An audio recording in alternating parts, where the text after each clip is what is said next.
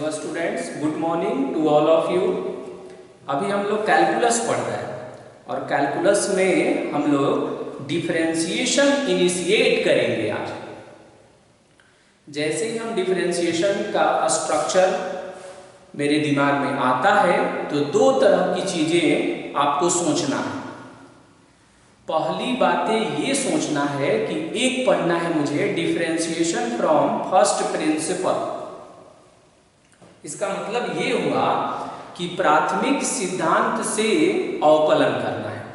एक ये टॉपिक है आपको। जब हम प्राथमिक सिद्धांत से अवकलन करते हैं तो उसमें लिमिट का यूज करते हैं। और डिफरेंशिएशन फ्रॉम फर्स्ट प्रिंसिपल में आपने देखा होगा, प्रीवियस लेक्चर वीडियो में ऑलरेडी हम लोगों ने फर्स्ट प्रिंसिपल से डिस्कस कर लिया है। फर्स्ट प्रिंसिपल में लिमिट का यूज होता है, या यूं कहें कि फर्स्ट प्रिंसिपल से जो हम डिफरेंशिएट करते हैं वो लिमिट का ही क्वेश्चन होता है इनडायरेक्टली। फर्स्ट प्रिंसिपल जो आप नाम सुनते हैं इसको एब इनिशियो मेथड भी कहा जाता है, यानी डिफरेंशिएशन का जो पहला मेथड है उसे हम कहते हैं फर्स्ट प्रिंसिपल या एब इनिशियो मेथड। हिंदी में उसे प्राथमिक सिद्धांत बोलते हैं। तो प्राथमिक सिद्धांत से अवकलन हम लोग ऑलरेडी पढ़ चुके हैं और उसमें आपने देखा होगा कि लिमिट का यूज है। किसका यूज है? लिमिट का यूज है उसमें। अब हम लोग क्या करेंगे कि अब हम लोग उस फर्स्ट प्रिंसिपल में जो बेसिक फॉर्मूला हमने डेवलप किया उसका यूज करके और तब हम डिफरेंशिएशन के एक्सरसाइज को इनिशिएट करेंगे। तो अभी जो हम लोग स्टार्ट करेंगे वो डिफरेंशिएशन फ्रॉम फर्स्ट प्रिंसिपल नहीं होगा। अब ये डायरेक्ट जो है डायरेक्ट डिफरेंशिएशन हम लोग पढ़ेंगे। तो आप सोच रहे होंगे कि द फर्स्ट प्रिंसिपल से पढ़ने का क्या बेनिफिट हुआ? तो बेनिफिट हुआ, आपने वहां पर पढ़ा कि अगर x रेडियन में हो तो साइन x का dc cos x होता है। पढ़ा आपने, और वो लॉन्ग क्वेश्चन में पूछा भी जाता है एकेडमिक एग्जाम्स में। और यहां हम डायरेक्ट यूज करेंगे कि साइन x का dc cos x होता है। यहां हम आपको प्रूफ करके नहीं दिखाएंगे कि साइन x का dc cos x कैसे होता है। और फर्स्ट प्रिंसिपल में क्या था, वहां हम आपको प्रूफ करके दिखाते थे कि साइन x का dc cos x कैसे होता है। ओके, तो अभी जो हम लोग पढ़ेंगे वो होगा मेरा डायरेक्ट डिफरेंशिएशन। और तब वहां जो फर्स्ट प्रिंसिपल में डिफरेंशिएशन के जो फॉर्मूले हम लोगों ने डेवलप किया उसका यूज करेंगे यहाँ पर डायरेक्टली। इसलिए हम बोल रहे हैं कि ये डायरेक्ट डिफरेंशिएशन है। और तब इसमें बहुत सारे फंक्शन आएंगे, उन सारे फंक्शनों का हम डिफरेंशिएशन पढ़ेंगे। ओके, तो अभी मेरा जो टॉपिक है वो क्या है? Differentiation.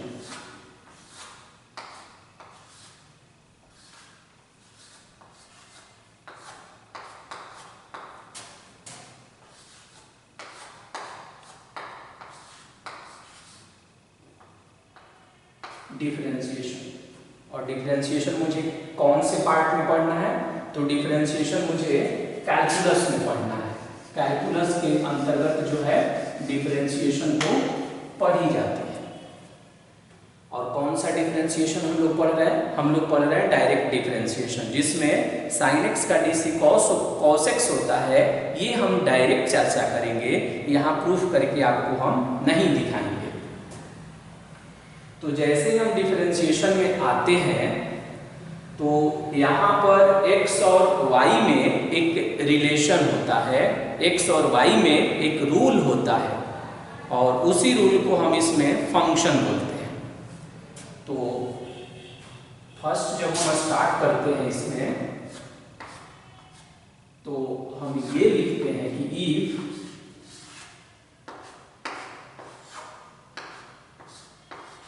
y is equal to fx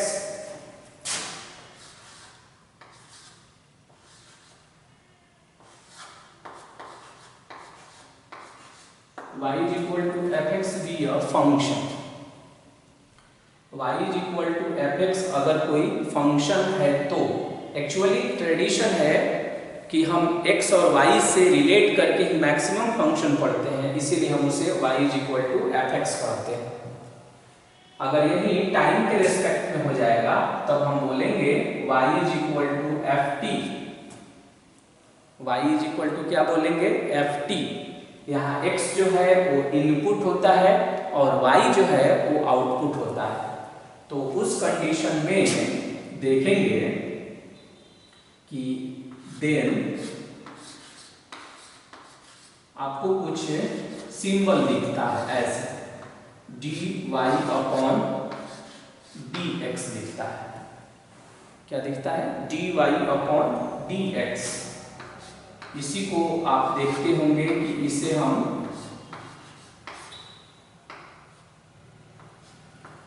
f dash x भी बोलते हैं। एफ एक्स लिखकर इसमें डैश लगाते हैं, एफ डैश एक्स। इसी को हम y डैश भी बोलते हैं, इसे हम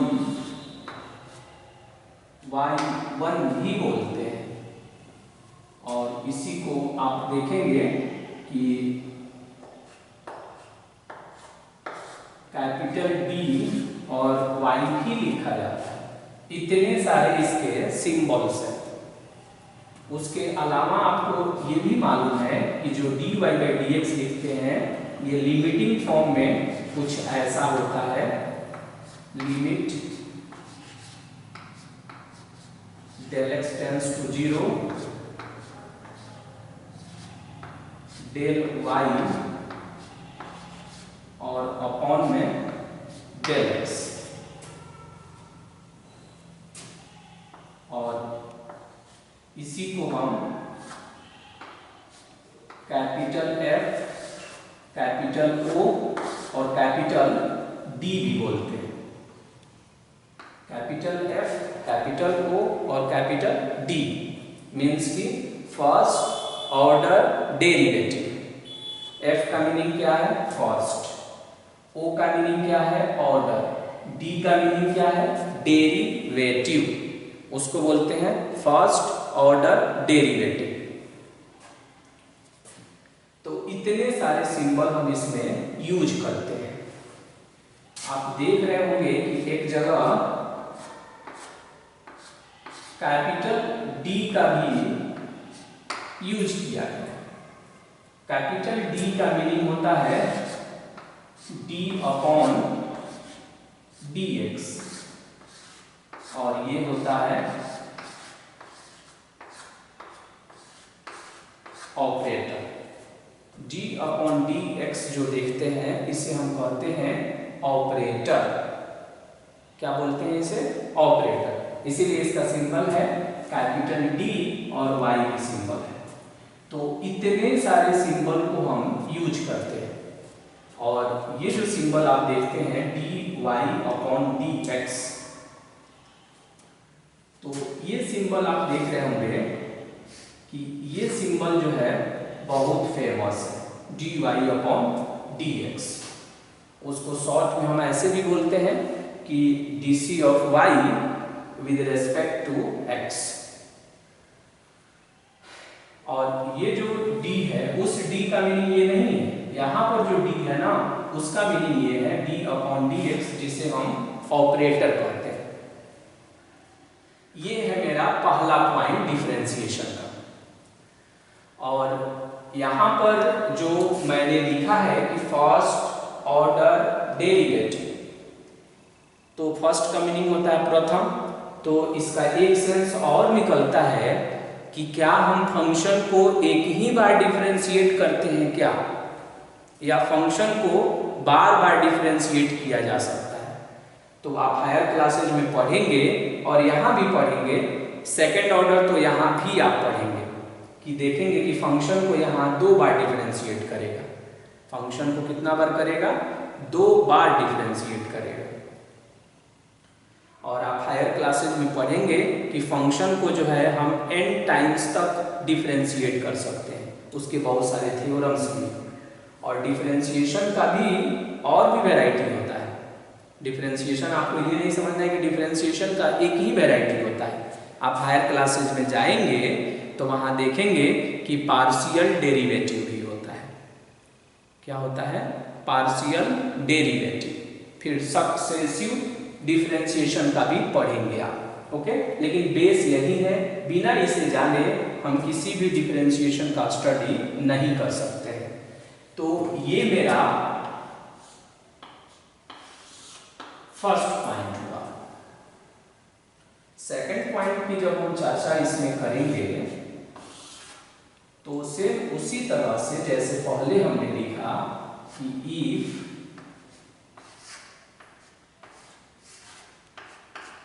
y is equal to fx, y is equal to fx be a function। और एक और बात याद रखेंगे कि हर फंक्शन डिफरेंशिएबल भी नहीं होता है। अब ये नहीं दिमाग में आप रखेंगे, उसका एक अलग चैप्टर है, आप जाकर देख सकते हैं, उसका एक अलग चैप्टर मैंने बनाया है जिसका नाम है डिफरेंशिएबिलिटी। तो देखेंगे ना कि हर फंक्शन डिफरेंशिएबल नहीं होता है, उसका भी कुछ क्राइटेरिया है कि फंक्शन डिफरेंशिएबल कब होता है, और वो भी लिमिट से कनेक्टेड है। ओके, फर्स्ट प्रिंसिपल भी लिमिट से कनेक्टेड है और डिफरेंशिएबिलिटी भी लिमिट से कनेक्टेड है, और यहाँ पर हम इसका डायरेक्ट यूज कर रहे हैं। और आपको एक बात मालूम चल गया होगा कि ये जो हम लिख रहे हैं ना कि limit del X tends to 0 del Y upon del X, इसी को ही dy बाई dx कहा जाता है।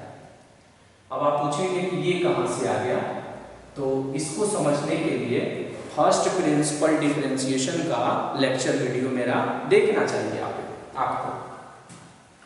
फिर क्या लिखा मैंने कि अगर y is equal to fx be a function, तब कहता है कि तब ऐसा भी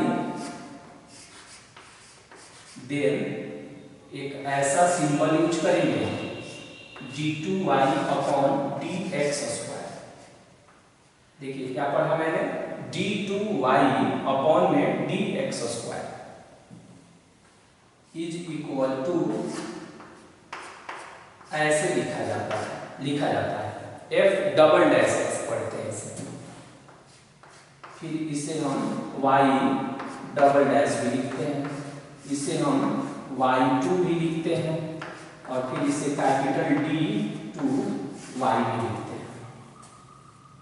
ओके, और लिमिट के सेंस में आएगा, अगर लिमिट में समझेंगे तो यही सेम चीज पर फिर एक बार और लिमिटिंग लगा दीजिए।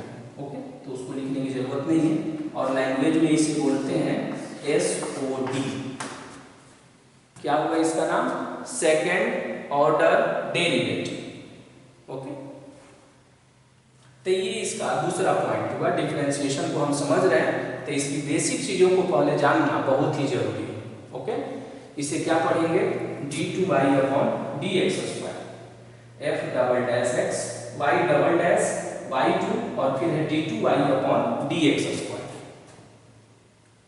अब हम क्या करते हैं कि इस डिफरेंशिएशन को हम पढ़ते क्यों हैं, इस बात को हम कनेक्ट करते हैं, देखते हैं कि dy बाई dx हम क्यों पढ़ें, आखिर उसकी क्या रिक्वायरमेंट है, dy बाई dx को पढ़ने से क्या बेनिफिट है मुझे, तो उन सारे बेनिफिट्स को अब हम थोड़ा डिस्कस करेंगे शॉर्ट में। ओके, तो उसका जो पॉइंट है वो हमने थर्ड नंबर पॉइंट लिख दिया। अब इसको हम कनेक्ट करके दिखाएंगे कि कैसे हम डिफरेंशिएशन का यूज जो है हम अपने डेली लाइफ में भी करते हैं। आप जो है वेलोसिटी से परिचित हैं। अगर हम वेलोसिटी एक वर्ड बोले, अगर हम कहें कि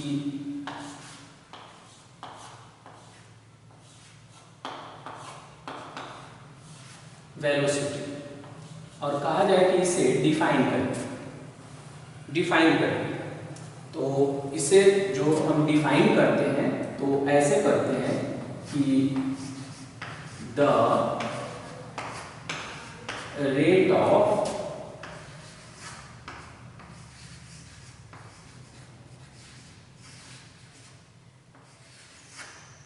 the rate of change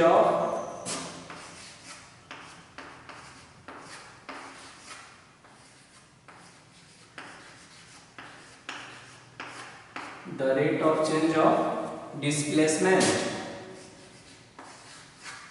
with respect to, WRT का मीनिंग क्या है? With respect to, with respect to time. The rate of change of displacement with respect to time. अगर हम डिस्प्लेसमेंट को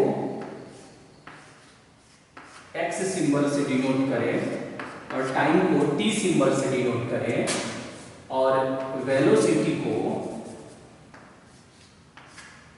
v सिंबल से डिनोट करें, अगर ऐसा हम करें, क्या लिखा है? वेलोसिटी, वेलोसिटी मीन्स होता है वेग, और वेग को जब हम डिफाइन करते हैं तो लिखते हैं कि विस्थापन परिवर्तन की दर को, समय के सापेक्ष में विस्थापन परिवर्तन की दर को वेग कहा जाता है। The rate of change of displacement with respect to time. Displacement का मीनिंग होता है विस्थापन। तो आप देखेंगे 9th और 8th स्टैंडर्ड में जो डेफिनेशन बनाता है वो वैसे ही बनाता है कि समय के साथ विस्थापन परिवर्तन की दर को वेग कहा जाता है। अब देखिए ये जो है डिफरेंशिएशन का यूज करके इसको कैसे डिनोट करता है। इसको ये क्या करता है कि वेलोसिटी को v लिखा हमने, अच्छा, the rate of change of displacement, displacement को हमने x लिखा है, तो ये लिखता है कि v is equal to dx upon dt। देखिए वही डेफिनेशन है जो आपने 9th स्टैंडर्ड में भी पढ़ा, और वही डेफिनेशन का फॉर्मूला देखिए कैसे बन गया, v is equal to dx upon dt। अब ऐसा लग रहा है ना कि इससे ये कनेक्ट हो रहा है। y जब आप देखते हैं यहाँ जो डिनोमिनेटर में रहता है ये बताता है कि इसके रेस्पेक्ट में करना है। जैसे यहाँ है dt, तो यहाँ टाइम के रेस्पेक्ट में, वहां पर x के रेस्पेक्ट में, तो ये चेंज होते रहता है, ये भी चेंज होते रहता है।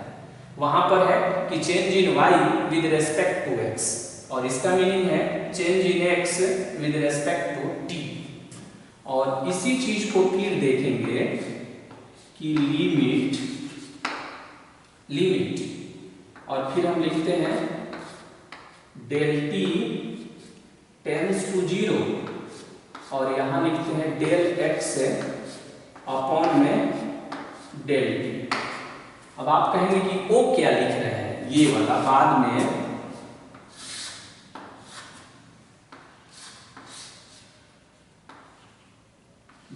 फिर हम क्या लिख रहे हैं वहां पर, तो एक्चुअल में जो बाद में लिख रहे हैं ना, ओरिजिनल यही चीज है। ये भले ही लेंदी आपको दिख रहा है कि limit del t tends to 0 del x upon del t, लेकिन ओरिजिनल यही चीज है। इसी से वेलोसिटी क्रिएट हुआ है, और इसी को लिखने का शॉर्ट में सिंबल हम यूज करते हैं dx अपॉन dt। तो अब आप समझ गए होंगे कि वेलोसिटी को हम विदाउट डिफरेंशिएशन का हेल्प लिए हम वेलोसिटी का स्टडी नहीं कर सकते हैं, वेलोसिटी का स्टडी हम नहीं कर सकते हैं। इसलिए इस बात को ये फोर्स करता है मानने के लिए कि डिफरेंशिएशन इंपॉर्टेंट है, बहुत इंपॉर्टेंट है। ओके, आप कहेंगे कि और भी कुछ एग्जाम्पल बताइए, तो और भी बहुत सारा एग्जाम्पल है। आप यूं समझिए कि पूरा फिजिक्स जो है वो डिफरेंशिएशन के बेस पर मूव करता है। अब हम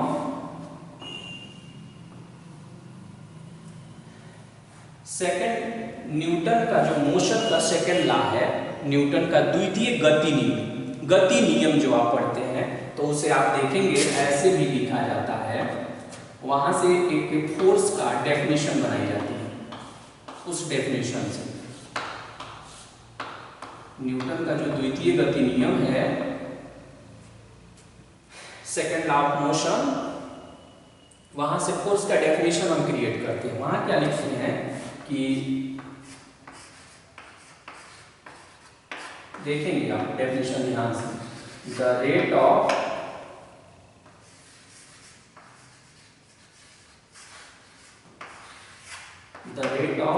change of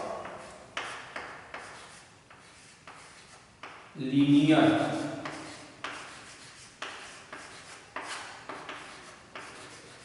the rate of change of linear momentum, और लीनियर मोमेंटम को हमने p सिंबल से लिख दिया, with respect to time. Time का मतलब क्या है? p इज कॉल्ड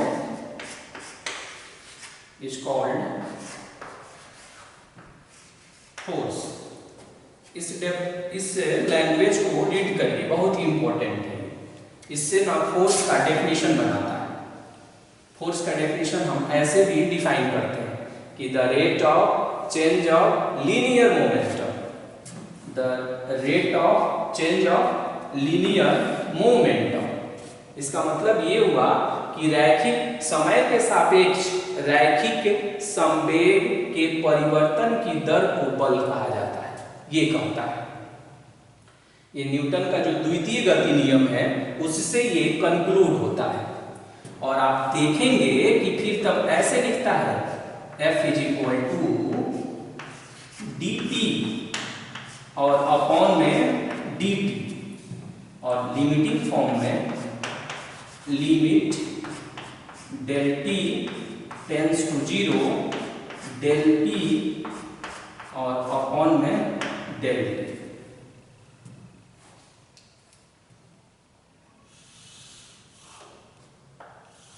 ऐसे होता है। इसी रिजल्ट से जो है F is equal to M A वाला फॉर्मूला जो है डेराइव होता है। F is equal to M A. इसी से वहां पर P क्या बताता है? रैखिक संवेग, लीनियर मोमेंटम। T क्या बताता है? कि टाइम के रेस्पेक्ट में। तो ये आपने इसका दूसरा यूज देखा कि फोर्स भी डिफरेंशिएशन वाले कॉन्सेप्ट से कनेक्टेड है। ओके, अब आप कहेंगे कि ये सेकंड ऑर्डर डेरिवेटिव का यूज दिखाइए।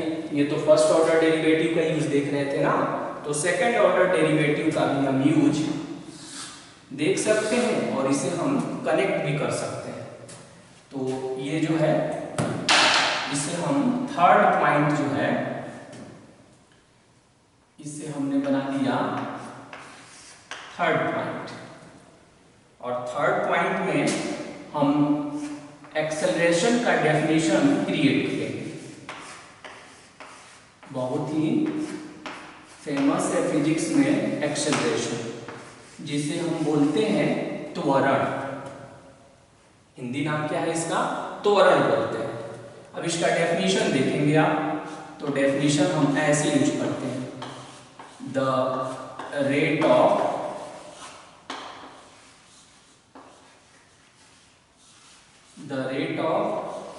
change of velocity, the rate of change of velocity, velocity को हमने v से लिख दिया, with respect to time, और टाइम को हमने लिख दिया t से। the rate of change of velocity with respect to time is called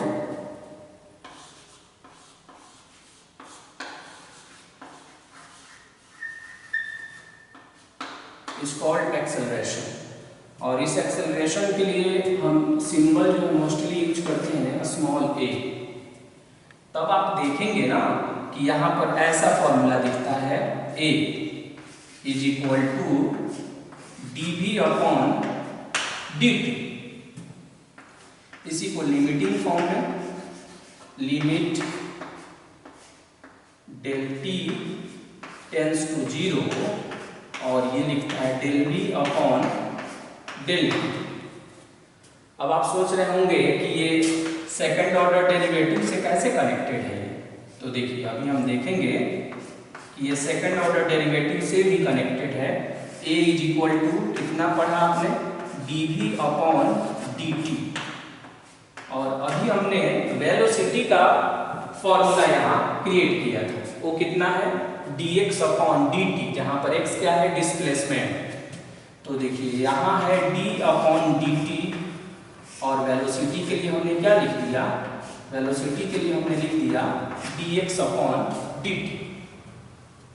अब जब ये दोनों कंबाइन होता है d अपॉन dt और फिर ये dx अपॉन dt, ऐसा लग रहा है कि एक बार टाइम के रेस्पेक्ट में डिफरेंशिएट किया गया, पुनः एक बार और टाइम के रेस्पेक्ट में डिफरेंशिएट किया गया, तो दोनों एक साथ अटैच होकर और ये ऐसे बनाता है d2x अपॉन dt स्क्वायर, और ये हो गया आपका स्मॉल a। तो आप देखेंगे ना कि एक्सेलरेशन का ये फॉर्मूला भी बहुत ही फेमस है, a is equal to d2x upon dt square. अब आप स्पष्ट रूप से कह सकते हैं कि ये सेकंड ऑर्डर डेरिवेटिव को इंडिकेट कर रहा है। किसको इंडिकेट कर रहा है? ये सेकंड ऑर्डर डेरिवेटिव को। तो ये जो है मेन चीज है, ये क्या है? ये मेन चीज है कि डिफरेंशिएशन का ओरिजिनल थीम क्या होता है, डिफरेंशिएशन हम क्यों पढ़ते हैं।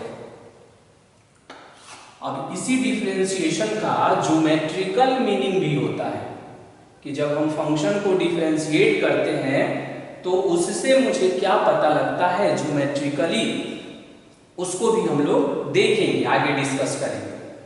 तो इस तरह से हमने क्या देखा कि डिफरेंशिएशन जो है, डिफरेंशिएशन का दो पार्ट है। एक है डिफरेंशिएशन फ्रॉम फर्स्ट प्रिंसिपल जो लिमिट से कनेक्टेड है, और तब जब हम फर्स्ट प्रिंसिपल में डिफरेंशिएशन का स्टडी कर लेते हैं तब हम डायरेक्ट डिफरेंशिएशन का अप्रोच लगाते हैं, और तब हम इस तरह के सिंबल का हम इसमें यूज करते हैं। d अपॉन dx जो है, ये जो देखते हैं ना d अपॉन dx, ये ऑपरेटर है। अगर x के रेस्पेक्ट में है तो d अपॉन dx है, वो t के रेस्पेक्ट में भी हो सकता है, वो थीटा के रेस्पेक्ट में भी हो सकता है।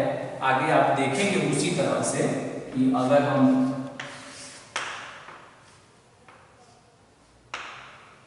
ऐसे रिमार्क बनाएं तो आपको जो है ऐसे भी दिख सकता है, सिंबल जो है ऐसे भी दिख सकता है, dx अपॉन d थीटा भी दिख सकता है। तो इसको क्या पढ़ेंगे आप? dc of x with respect to जो WIT यूज करते हैं उसका मीनिंग होता है के सापेक्ष, dc of x with respect to theta. अब ये जो देखते हैं आप dc, तो ये जो dc जो है ये बार बार हम बोलेंगे, तो dc का मीनिंग यहाँ डायरेक्ट करंट नहीं समझिएगा। ये जो dc बोलते हैं तो इस dc का मीनिंग होता है, ये जो dc देखते हैं तो इसका पूरा नाम जो है, इसका पूरा नाम है डिफरेंशियल, और इसे बोलते हैं कोफिशिएंट, डिफरेंशियल कोफिशिएंट। हिंदी में इसे देखेंगे तो हिंदी नाम इसका जो है ऐसे लिखा जाता है अवकल, और इसे लिखते हैं हम गुणांक, अवकल गुणांक लिखते हैं इसे हिंदी में। ओके, तो अभी हम लोगों ने क्या देखा? अभी हम लोगों ने किसी चैप्टर को नहीं डिस्कस किया, अभी हम लोगों ने ये देखा कि what is the meaning of differentiation, differentiation क्या होता है, उसमें कैसे सिंबल का यूज करते हैं, और डिफरेंशिएशन को पढ़कर फिजिक्स का जो टर्म यूज हो रहा है, velocity, acceleration, displacement, force, momentum, इन सारी चीज़ों को इससे कैसे कनेक्ट किया गया है। ओके, और हम लोग इसमें और भी बहुत सारी बातों का हम लोग डिस्कस करेंगे। ओके।